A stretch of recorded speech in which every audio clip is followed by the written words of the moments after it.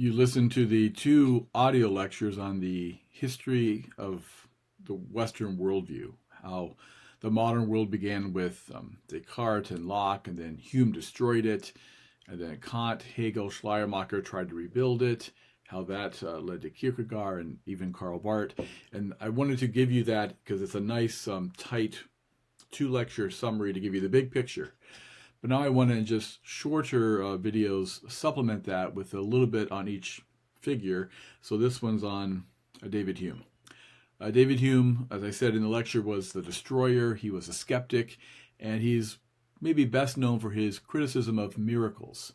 This comes from he wrote an inquiry concerning human understanding, and in section 10, near the end, he has a whole chapter on miracles. And I put the argument that he has laid out in a handout on Brightspace. You can follow along. But basically, Hume is saying, like Locke, that all knowledge comes through experience. And of course, Locke thought experience could give you real knowledge. Hume said, well, not so fast. You don't actually know that the essence of the object is there. You're assuming it's there. So if all of your knowledge comes through experience, then you really don't know anything for sure. Applied to God, then, he was especially critical of miracle stories. He says, if all knowledge comes from experience, if you're a wise person, you always apportion your belief to the strength of the evidence. And miracle stories often rely on the testimony of other people. And you know that witnesses are often mistaken. If they have an accident report and who they saw an accident or maybe a murder, a robbery, and you ask eyewitnesses what happened and what did the person look like, and often they have conflicting stories. So eyewitnesses are often wrong. Sometimes they're also they're biased and they have an axe to grind. But Hume says even if it's your Ivy League educated mother who told you about a miracle story, that's a pretty high strength of evidence because it's your mother. She loves you very much and she went to Harvard, so she's pretty smart. So it's a pretty high bar. Like, whoa, I trust my Harvard educated mom. And yet, if she says that she saw a miracle, well, which is stronger?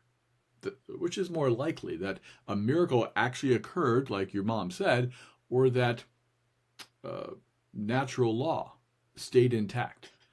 This is important. Hume defined a miracle as a violation of natural law. And if that's how you define miracle, then, well, almost by definition, a miracle can't happen. Because natural law, well, that's a law for a reason. And so you have Harvard-educated mom, strong reason to believe her. On the other hand, natural law, it's a law.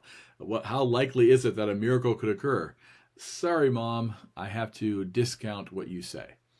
So Hume said, no matter how strong the miracle stories are, and he says they tend not to be that strong because often the miracles that happen when a new religion begins, well, it's a new religion, so no one's checking it out. No one's really concerned about the miracle stories until the religion grows. And by that time, years have passed, maybe centuries have passed. It's too late to go back and uncover the proof for the resurrection because that happened a long time ago. Whereas the body could be anywhere by now. So Hume says all religions begin with origin stories, miracle stories. And they're pretty fantastic, and the time to check for them and look and prove them is when it just happened. But because the religion's not on anyone's radar yet, no one's doing that. So there's much weaknesses in the miracle stories. He says also miracle stories tend to happen among uncivilized people, uncultured people, people who don't know any better, who are gullible.